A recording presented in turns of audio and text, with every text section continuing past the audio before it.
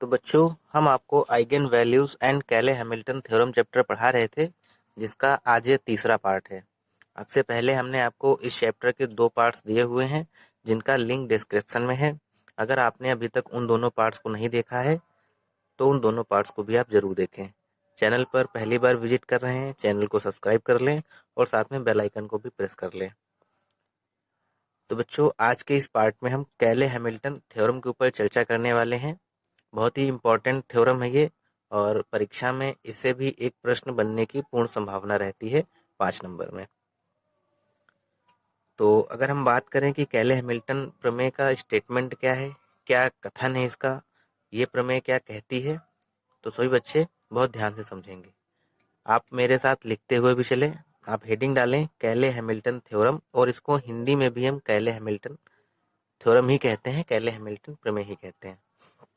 Statement क्या है?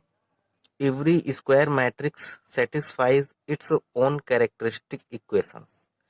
मतलब ये हुआ कि जितने भी वर्ग आव्यूह होते हैं वो सभी वर्ग आव्यूह अपने अभिलाक्षणिक आव्यूह को संतुष्ट करते हैं। बच्चों अभिलाक्षणिक आव्यूह क्या होता है? हमने आपको बताया था अभिलाक्षणिक आव्यूह नहीं, बल्कि यहाँ पर बच्चों अभिलाक्षणिक समीकरण होगी। सॉरी, सभी वर्ग आव्यूह जो हैं वो अपने अभिलाक्षणिक समीकरण को संतुष्ट करते हैं। हमने आपको बताया था कि अभिलाक्षणिक समीकरण क्या होती है। अभिलाक्षणिक समीकरण जो होती है बच्चों वो mod of A minus lambda I बराबर में 0। ये क्या होती है? अभिलाक्षणिक समीकरण होती है। मतलब कोई भी आपको जो आव्यूह दिया रहता है उसमें आपको लेमडा घटा के लिखना है, फिर उसका डिटरमिनेंट निकालना है। डिटरमिनेंट निकालने पर लेमडा के फॉर्म में जो इक्वेशन बनती है उसी को बच्चों हम कहते हैं अभिलाक्षणिक समीकरण। तो इसका जो स्टेटमेंट है फिर से हम बता रहे हैं आपको क्या होता है। सभी वर्ग आव्यूह, जितने भी वर्ग आव्यूह हैं वो अपने अभिलाक्षणिक समीकरण को संतुष्ट करते हैं। ये इसका एक छोटा सा स्टेटमेंट है। और जानकारी के लिए हम आपको बता दें कि ये जो प्रमेय है इसका प्रयोग करके हम किसी भी आव्यूह की जो कोटि है वो, और प्रतिलोम आव्यूह यानी कि ए इनवर्स मैट्रिक्स जिसको कहते हैं, उसको भी हम फाइंड कर सकते हैं। इनवर्स मैट्रिक्स फाइंड करना हमने आपको बताया था। अभी हमने आपको कोटि के बारे में नहीं बताया है, ये हम आपको इस चैप्टर के बाद में चैप्टर पढ़ाएंगे कोटि वाला। इंग्लिश में अगर आप डेफिनेशन लिखना चाहें बच्चों तो आप लिख लीजिए स्टेटमेंट डाल के कि every square matrix satisfies its own characteristic equations. और इस वाली बात को आप लिख लीजिए कि this theorem helps in finding rank and inverse of a square matrix. ठीक है बच्चों, ये बात आपको यहाँ तक आसानी से समझ में आई होगी कि जितने भी वर्ग आव्यूह होते हैं वो अपने अभिलाक्षणिक समीकरण को संतुष्ट करते हैं। बच्चों इसका स्टेटमेंट आप एक बार मेरे साथ फिर से बोलें। स्टेटमेंट क्या है इसका? सभी वर्ग आव्यूह अपने अभिलाक्षणिक समीकरण को संतुष्ट करते हैं।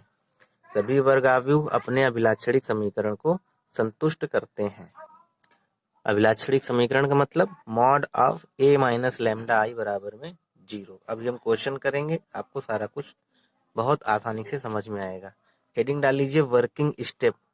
क्या होती है क्रियाविधि, क्या क्या स्टेप हमें करने रहते हैं किसी भी दिए गए मैट्रिक्स को कैले हैमिल्टन सिद्ध करने के लिए कि ये जो मैट्रिक्स है ये कैले हैमिल्टन प्रमेय को सेटिस्फाई करती है।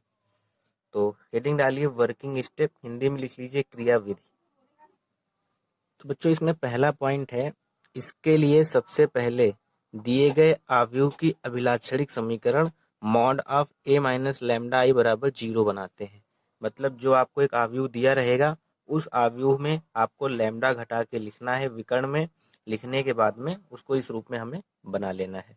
इसके बाद में mod of A minus lambda I का प्रसार करके लेमडा के रूप में एक समीकरण बनाते हैं। हमने आपको बताया था ना कि जब कर लेते हैं फिर उसके बाद उसका एक्सपेंशन करते हैं किसी एक रो या किसी एक कॉलम के सापेक्ष में, फिर लैम्डा के रूप में हमें एक इक्वेशन मिल जाती है। उसके बाद में बच्चों वहां तक की प्रक्रिया तो आप आइगन वैल्यू को फाइंड करने के लिए तक तो करते आए हुए हैं। ये वाली प्रक्रिया यहाँ तक के स्टेप को तो आप पहले से ही जानते हैं, करते आए हुए हैं, कुछ भी नया नहीं है। तीसरे स्टेप में क्या करना है बच्चों आपको? तीसरे स्टेप में लैम्डा के रूप में जो समीकरण आपको मिलती है उस समीकरण को आपको ए से रिप्लेस करना है। ए का मतलब क्या हुआ है? जो आव्यूह आपको दिया रहेगा, मान लो ए बराबर कोई आपको आव्यूह दिया गया है, तो उस लैम्डा को आप रिप्लेस करेंगे ए से, और उसके बाद में मान लो आपको एक इक्वेशन मिली थी, इसको हल करने के बाद में मान लो आपको एक इक्वेशन इस तरीके से मिल गई, lambda Q minus 6 lambda square plus 13 lambda minus 8 बराबर में 0। मान लो इस तरीके से आपको इक्वेशन मिल गई। तो इस लैम्डा के रूप में जो आपको इक्वेशन मिली है, इसे आपको कैपिटल ए से रिप्लेस करना है, यानी कि ए क्यूब माइनस 6 ए स्क्वायर प्लस 13 ए माइनस 8 बराबर में 0। अब क्या करना है, इसके बाद बच्चों क्या करना रहता है, इसके आगे की स्टेप को हम एक उदाहरण के माध्यम से समझ लेंगे।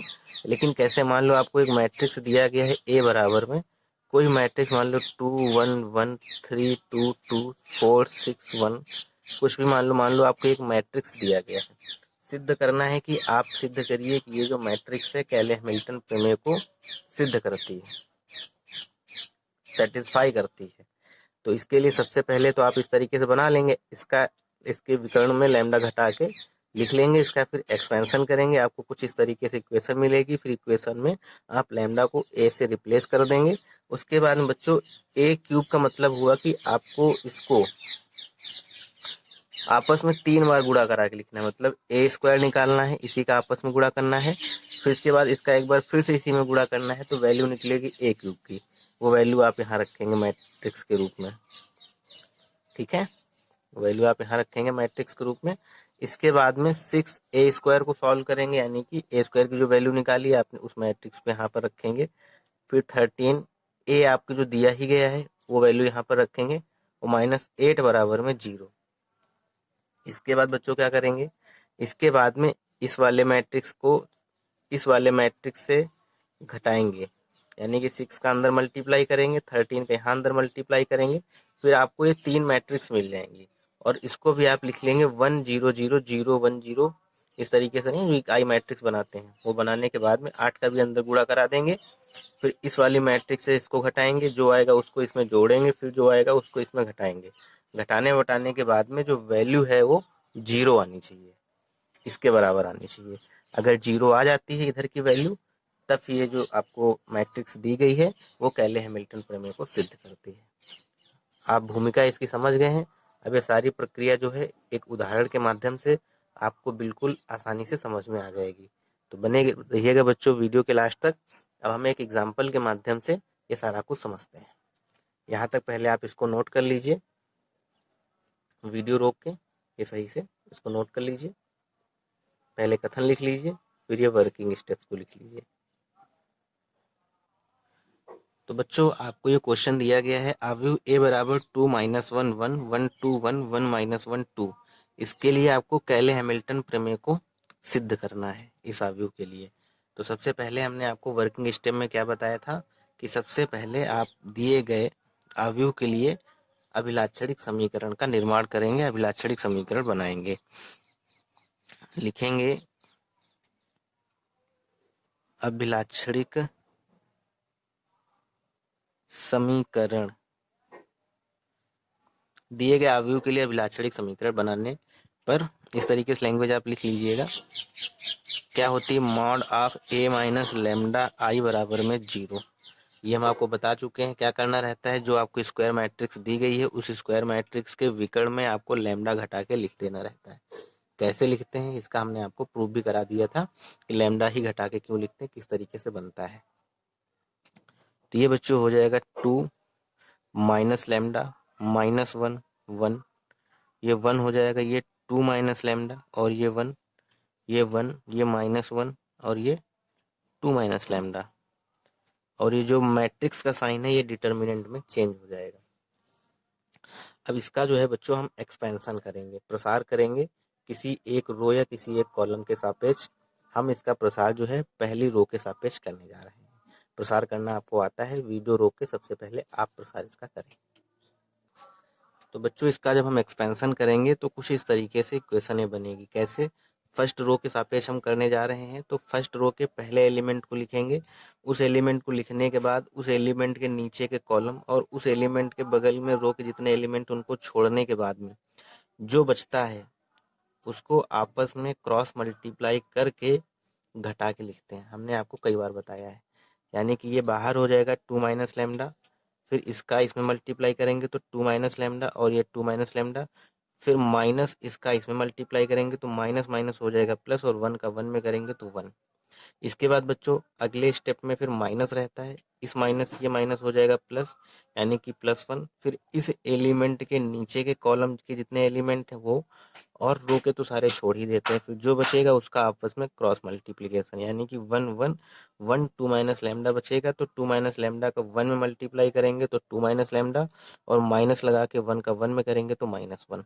इसके बाद बच्चों ये प्लस रहेगा, प्लस के बाद 1 को नोट करेंगे, इस एलिमेंट के नीचे के कॉलम के जितने एलिमेंट होते हैं उनको छोड़ेंगे, रो को तो छोड़ ही देते हैं, जो बचेगा उसका क्रॉस मल्टीप्लिकेशन, 1 का -1 में करेंगे -1, 2 माइनस लैम्डा का 1 में करेंगे तो 2 माइनस लैम्डा, और माइनस साइन लगा के लिखते हैं तो माइनस इक्वल में 0। इसको हमने सॉल्व कर लिया है, और थोड़ा सा 2 माइनस लैम्डा है, इसका आपस में मल्टीप्लाई किया तो 4 plus lambda square minus 4 lambda, और प्लस में 1 1 से इसमें मल्टीप्लाई करेंगे, यही रहेगा, 2 को 1 में हम सब्सट्रैक्ट करेंगे तो प्लस का 1 बचेगा माइनस का लैम्डा, और प्लस इसको जब सॉल्व करेंगे तो लैम्डा -3, इसको थोड़ा सा हम और सॉल्व करेंगे तो -2 बचेगा, और ये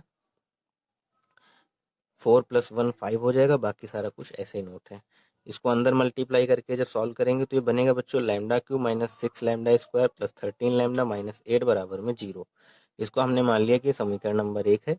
वर्किंग स्टेप को देखिए आप अपने कॉपी में। पहला स्टेप हमने आपको यही बताया कि लैम्डा के फॉर्म में एक इक्वेशन बनाते हैं। इसके बाद में बच्चों हम क्या करते हैं, हमने आपको बताया कि लैम्डा को कैपिटल ए से रिप्लेस करते हैं। ठीक है, लेकिन कैपिटल ए से रिप्लेस करने से पहले जो कैले हैमिल्टन का स्टेटमेंट है वो आप जरूर लिखेंगे।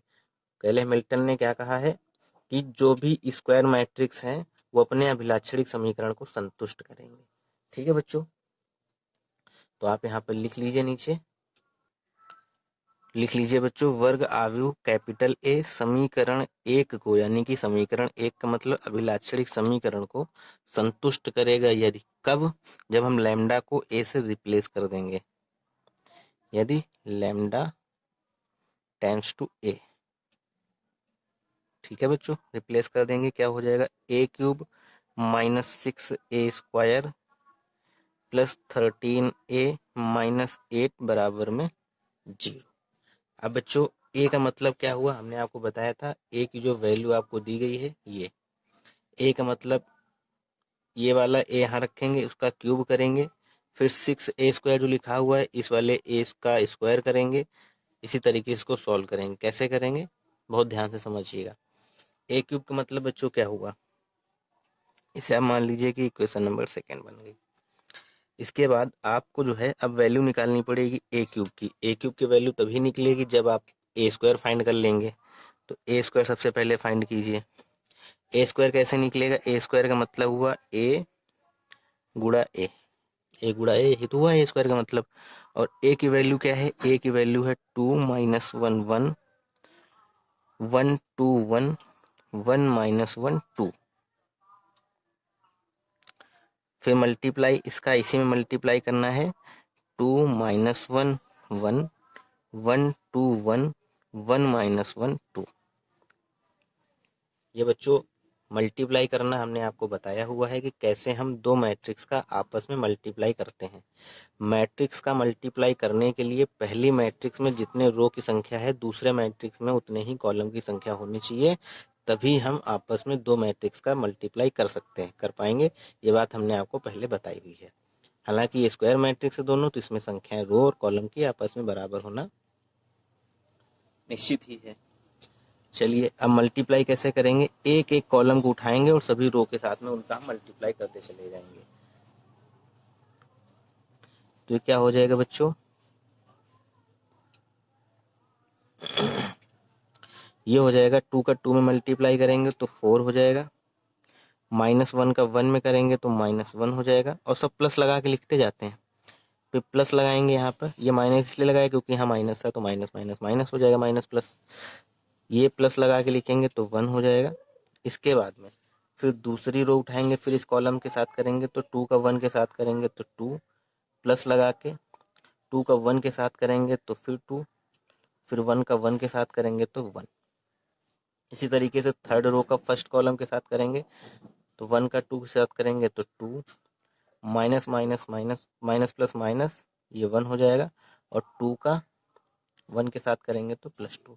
ये मल्टीप्लाई करना तो बच्चों आपको आता ही है ना। अगर नहीं आता है तो हम लिंक जो है इसका डिस्क्रिप्शन में दे देंगे। हमने आपको मैट्रिक्स चैप्टर जब पढ़ाया था तो वहाँ पे हमने आपको गुणा करना सिखाया था बहुत डीपली, तो आप वो पार्ट जरूर देख लीजिएगा, तो आपको ये बिल्कुल सही से समझ में आ जाएगा कि हम दो मैट्रिक्स का आपस में मल्टीप्लाई कैसे करते हैं। और हमने आपको वहाँ पर जोड़ना घटाना भी बताया था कि दो मैट्रिक्स को हम आपस में कैसे जोड़ते हैं और कैसे घटाते हैं।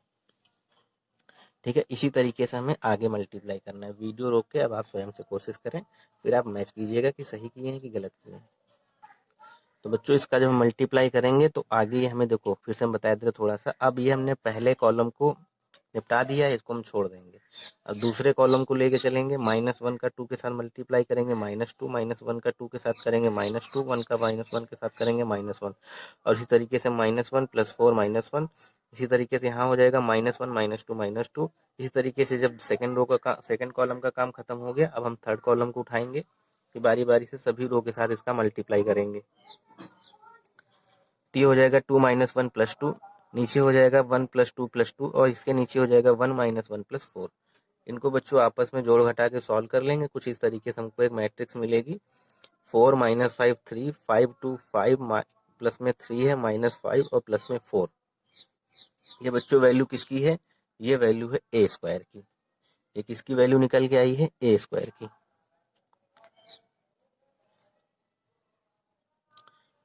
अब इसके बाद में हमें वैल्यू किसकी चाहिए थी? a² की वैल्यू तो वैसे भी चाहिए थी, अब हमें और वैल्यू चाहिए a³ की। तो a³ कैसे निकलेगा? तो a³ का मतलब होता है बच्चों, पहले यहाँ तक आप नोट कीजिए इसको। तो बच्चों a³ को हम लिख सकते हैं a² गुणा में a² की वैल्यू अभी तो बच्चों a² की वैल्यू है 4 - 5 3, 5 2 5, 3 - 5 4, और a की वैल्यू जो है आपको दी ही गई थी 2 - 1 1 1 2 1 1 - 1 2। अब आपस में इनका दोनों का हमें मल्टीप्लाई करना है। मल्टीप्लाई करने के बाद वैल्यू निकलेगी a³ की। थोड़ा सा ये क्वेश्चन जो है लेंदी होता है, लेकिन इसका कैलकुलेशन बेहद सामान्य होता है, बेहद आसान होता है। ज़्यादा कुछ इसमें करना नहीं। ये सारी प्रक्रियाएं, सारी संक्रियाएं ये आप बचपन से करते चले आ रहे हैं, प्राचीन काल से करते चले आ रहे हैं।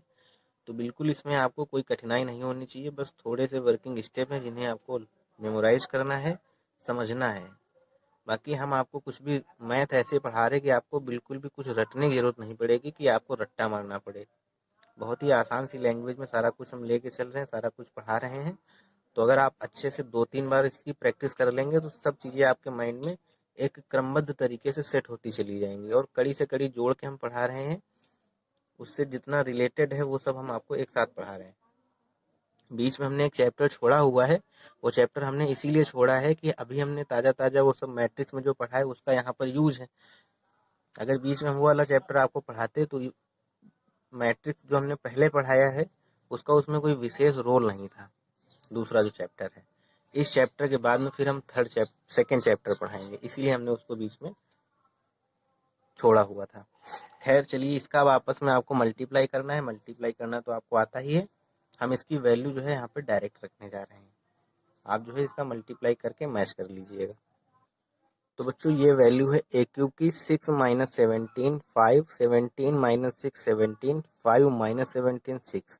अब बच्चों आपको सारी वैल्यूज मिल गई हैं। a³ की वैल्यू भी मिल गई है, a³ की ये वैल्यू है। a² की वैल्यू आपने पहले निकाल ली थी, ये वाली वैल्यू a² की है।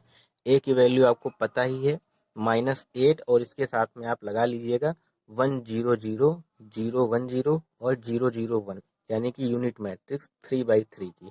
और इनको फिर हमें आपस में सॉल्व करना है। फिर हमें चेक करना है क्या वैल्यू जो है वो 0 आ रही है। अगर 0 आ रही है तो फिर ये जो मैट्रिक्स है वो कैले हैमिल्टन प्रमेय को सेटिस्फाई करती है। ठीक है, यहाँ तक आप पहले नोट कीजिए। इसके आगे फिर हम सॉल्व कर रहे हैं इसको। तो बच्चों आपको इक्वेशन दी गई है a³ माइनस दी नहीं, मतलब आपने इक्वेशन निकाली थी a³ - 6a² + 13a - 8i = 0। अब इसमें हम वैल्यू पुट करेंगे a³ की, a² की और a की।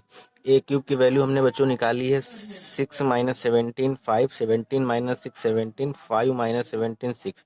तो इस वाले a³ के प्लेस पे हमने ये वैल्यू रख दी। -6a² की वैल्यू बच्चों हमने निकाली है 4 - 5 3, 5 2 5, 3 - 5 4, और प्लस में 13 ए की वैल्यू आपको दी गई थी 2 - 1 1 1 2 1 1 - 1 2, और बच्चों -8 इसके साथ में हमने आई लगा लिया क्योंकि यूनिट मैट्रिक्स की वैल्यू होती है 1। इसको हमने 3/3 की यूनिट मैट्रिक्स बना ली, 1 0 0 0 1 0 0 0 1 और ये बराबर में 0। अब बच्चों इसको हमने आपस में जोड़ना और घटाना है। हमने आपको बताया था कि मैट्रिक्स को जोड़ने या घटाते समय उनके जो संगत एलिमेंट होते हैं वही आपस में जुड़ते और घटते हैं। 6 है, 6 एज इट इज रखा है। ये पूरे मैट्रिक्स से बाहर 6 है, यानी कि मैट्रिक्स के सभी एलिमेंट में इस 6 का मल्टीप्लाई होगा। जैसे इस मैट्रिक्स से बाहर 13 है तो मैट्रिक्स के अंदर जितने एलिमेंट है उन सभी एलिमेंट्स में इस 13 से मल्टीप्लाई होगा। जैसे हम इसमें बताएं उसी तरीके से 8 का इसके सभी एलिमेंट में मल्टीप्लाई होगा। हालांकि इसकी वैल्यू तो 1 ही रहेगी, सॉरी 8 रहेगी। अच्छा ये देखिए 6 एज इट इज है। इस 6 का हमने इस 4 मल्टीप्लाई कराया तो 24 और ये माइनस साइन था तो माइनस यहाँ पर आ जाएगा। प्लस 13 का 2 में मल्टीप्लाई करेंगे तो 26। इसी तरीके से -8 का 1 में करेंगे तो -8। ये फर्स्ट रो के फर्स्ट एलिमेंट को हमने यहाँ पर लिखा हुआ है। इसी तरीके से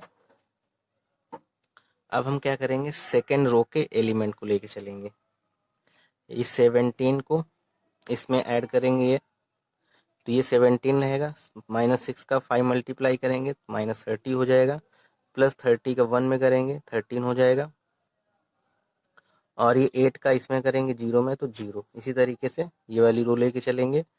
5 है, 5 में ये 36 18 -18 हो जाएगा। ये 13 में 1 का मल्टीप्लाई करेंगे जोड़ेंगे +13 और 8 का 0 मल्टीप्लाई करेंगे 0। ठीक है बच्चों, यहाँ तक आपको समझ में आया। ये फर्स्ट रो के फर्स्ट एलिमेंट की प्रक्रिया हो गई। इसी तरीके से अब फर्स्ट रो के सेकेंड एलिमेंट, सेकेंड रो के सेकेंड एलिमेंट, थर्ड रो के थर्ड एलिमेंट, थर्ड रो के सेकेंड एलिमेंट। इसी तरीके से हमें संगत इनके एलिमेंट्स को आपस में जोड़ने हैं, घटाने हैं। अब ये 17 है तो हम इसके साथ इसको ऑपरेट करेंगे, इसके साथ ऑपरेट करेंगे, इसके साथ ऑपरेट करेंगे। ये देखिए हमने किया -17, यहाँ पर क्या है -30 हो जाए, +30 हो जाएगा, माइनस माइनस प्लस, 6 पंचे 30। और ये बच्चों प्लस माइनस माइनस 13 का 1 में करेंगे तो 13 और ये 8 का 0 में करेंगे तो 0। अब इस तरीके से इस वाले सेकेंड एलिमेंट को उठाएंगे। अगर आपको ऐसे समझ में नहीं आ रहा, आप एक एक रो लेके चलिए। पहले इस वाली रो को, फिर इस वाली रो को, फिर इस वाली रो को, फिर इस वाली रो को। या जैसे समझ में आ रहा है ऐसे ही कर लीजिए। अब इसके बाद में बच्चों ये थर्ड वाला लेके चलेंगे -17। 6 का 5 में करेंगे तो प्लस का माइनस माइनस प्लस का 30 हो जाएगा और ये माइनस का 13 हो जाएगा और ये 0। इसी तरीके से यहाँ भी हमने किया हुआ है और ये बराबर में 0। ये जोड़ना तो आपको आ ही गया है। अब इनको आपस में अगर आप ऑपरेट करेंगे तो इसकी वैल्यू 0 आएगी। कैसे, ये देखिए 26 और 6 कितने होंगे, प्लस में 32। 26 और 6 प्लस में 32, 24 8 माइनस में 32, 32 से 32 कैंसिल हो जाएगा 0। इसी तरीके से इसको ऑपरेट करेंगे ये 0, इसी तरीके से इसको ऑपरेट करेंगे ये 0। ये सारी वैल्यू जो है हमें 0 मिलनी चाहिए, सारी वैल्यू 0 मिली। और जिस मैट्रिक्स के सभी वैल्यू 0 होती है उसका मान ही 0 होता है। यानी कि LHS जो है वो RHS के बराबर आ गया, यानी कि RHS आपको 0 लाना, 0 हो गया। यही जो है कैले हैमिल्टन थ्योरम को सिद्ध करता है। ठीक है बच्चों, आशा करते हैं आपको यहाँ तक ये सारा कुछ बहुत आसानी से समझ में आया होगा। इसके आगे बच्चों हम आपको एक पार्ट और देंगे। उस पार्ट में हम आपको ये बताएंगे कि किसी भी मैट्रिक्स को कैले हैमिल्टन के माध्यम से उसका इन्वर्स कैसे फाइंड किया जाता है। किसी मैट्रिक्स का इन्वर्स जो है कैले हैमिल्टन के माध्यम से हम कैसे फाइंड करते हैं। हालांकि यहीं पर हम आपको थोड़ा समझाई दे रहे हैं, अगर यही समझ में आपको आ जाता है तो फिर आगे बताने की हमें जरूरत नहीं पड़ेगी। जैसे मान लो यही क्वेश्चन आपको दिया गया था, आपसे कहा जाए कि कैले हैमिल्टन प्रमेय का प्रयोग करके इस वाले मैट्रिक्स का ए बराबर जो दिया गया है आपको प्रतिलोम अवयव बताना है, ए इनवर्स बताना है। इसके लिए क्या करेंगे, ये जो बच्चों आपने इक्वेशन नंबर 2 बनाई है, इस इक्वेशन में आपको ए इनवर्स से दोनों पक्षों में मल्टीप्लाई कर देना है। ए इनवर्स से दोनों पक्षों में मल्टीप्लाई कर देना है। अच्छा जैसे इक्वेशन आपको दी गई है, चलो नीचे लिखिए दे इक्वेशन। ए क्यूब है -6 a² है +13 a है -8 i है और बराबर में 0। इसमें हमें क्या करना है, दोनों पक्षों में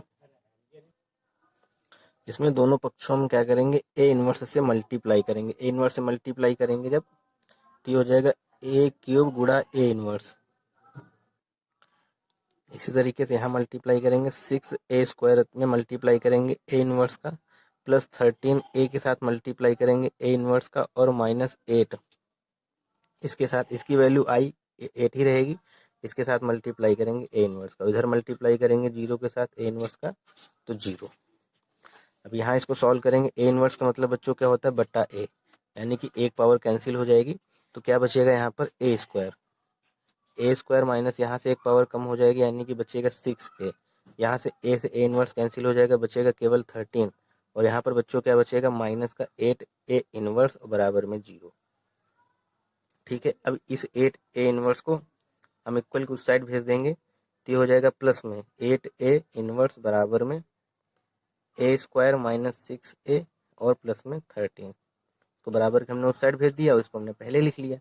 अब यहाँ से हमें वैल्यू किसकी बतानी है, ए इनवर्स की वैल्यू बतानी है, तो ए इनवर्स बराबर क्या हो जाएगा, ये 1/8 सभी से नीचे आ जाएगा, 1/8 a² minus 6/8 a plus 13/8 a, sorry 13/8, या फिर ऐसे लिखना चाहें ऐसे लिख लीजिए, या आप ऐसे लिख लीजिए ए इनवर्स बराबर 1/8 और ब्रैकेट के अंदर a² माइनस 6a प्लस में 13। अब इसको बच्चों आपको ऑपरेट कर लेना है, a² की वैल्यू आपने निकाली थी वो यहाँ पे वैल्यू रखनी है, a की वैल्यू आपको पता ही है जो क्वेश्चन में दी गई वैल्यू यहाँ पे पुट करनी है, और 13 जो है इसके साथ में आप i लगा के 3/3 की एक यूनिट मैट्रिक्स बना के इसको आपस में गुड़ा गुड़ा करा के सॉल्व कर लेना है 1/8 से आपस में। इसके बाद फिर इसको मल्टीप्लाई कर देना है, मल्टीप्लाई करने के बाद जो आपको मैट्रिक्स मिलेगी वही बच्चों ए इनवर्स है, वही आपका प्रतिलोम अवयव है। आशा करते हैं आपको ये बात यहाँ तक समझ में आई होगी। अब हम आपको होमवर्क के लिए क्वेश्चन दे रहे हैं, एक कैले हैमिल्टन का क्वेश्चन है, और कैले हैमिल्टन के बेस पर आपको ए इनवर्स की वैल्यू फाइंड करना है। 2 क्वेश्चन हम आपको दे रहे हैं, वो दोनों क्वेश्चन बच्चों आपको स्वयं से करने हैं, स्वयं से करने के बाद उनके सॉल्यूशन हमें सेंड करने रहेंगे। तो बच्चों ये कुछ क्वेश्चन हैं आपके लिए होमवर्क के लिए, आपको इन्हें स्वयं से सॉल्व करना है, बेहद आसान से क्वेश्चन है, बिल्कुल भी देख के घबराइएगा नहीं, अच्छी प्रैक्टिस कर लीजिएगा। 4 क्वेश्चन हम आपको 5 बल्कि क्वेश्चन हम आपको होमवर्क के लिए दे रहे हैं। पहला क्वेश्चन है a बराबर 4 - 5 1 - 2 के लिए कैले हैमिल्टन प्रमेय को सिद्ध करें। दूसरा क्वेश्चन है बच्चों a बराबर 4 3 1 2 1 - 2 1 2 1, इसके लिए कैले हैमिल्टन प्रमेय को सिद्ध करें तथा इसका प्रयोग करके ए इनवर्स का मान भी याद करें। तीसरा क्वेश्चन है बच्चों a बराबर 2 1 1 0 1 0 1 1 2 का प्रयोग करके, इसके लिए भी आपको कैले हैमिल्टन प्रमेय सिद्ध करनी है और इसका प्रयोग करके इनवर्स की वैल्यू फाइंड करनी है। इसी तरीके से नेक्स्ट क्वेश्चन है a बराबर 102 021 और 203। इस तरीके से बच्चों 5th क्वेश्चन है, इंग्लिश मीडियम वाले बच्चे अगर इसको लिखना चाहें ढंग से कि किस तरीके से इसको हम लिखेंगे कॉपी में, तो इस तरीके से लिख लीजिएगा, वेरीफाई कैले Hamilton theorem for the matrix a बराबर this and find its inverse. ठीक है बच्चों, आशा करते हैं आज का वीडियो आपके लिए हेल्पफुल रहा होगा, सारा कुछ आपको डीपली समझ में भी आया होगा। अगर वीडियो आपको अच्छा लगा है, आपको सारा कुछ समझ में आया है, तो हमें कमेंट करके ज़रूर बताएं कि आपको ये वीडियो कैसा लगा। चैनल पर नए हैं, अभी तक सब्सक्राइब नहीं किए हैं, चैनल को सब्सक्राइब कर लें। वीडियो को लाइक नहीं किया है तो वीडियो को लाइक कर लें, और अपने सभी दोस्तों में इसको ज़्यादा से ज़्यादा शेयर भी करें। ठीक है, मिलते हैं बच्चों नेक्स्ट चैप्टर के साथ में। आज से ये चैप्टर आपका फिनिश होता है, आगे हम आपको एक अच्छा सा चैप्टर पढ़ाएंगे। सभी बच्चों को बहुत बहुत धन्यवाद।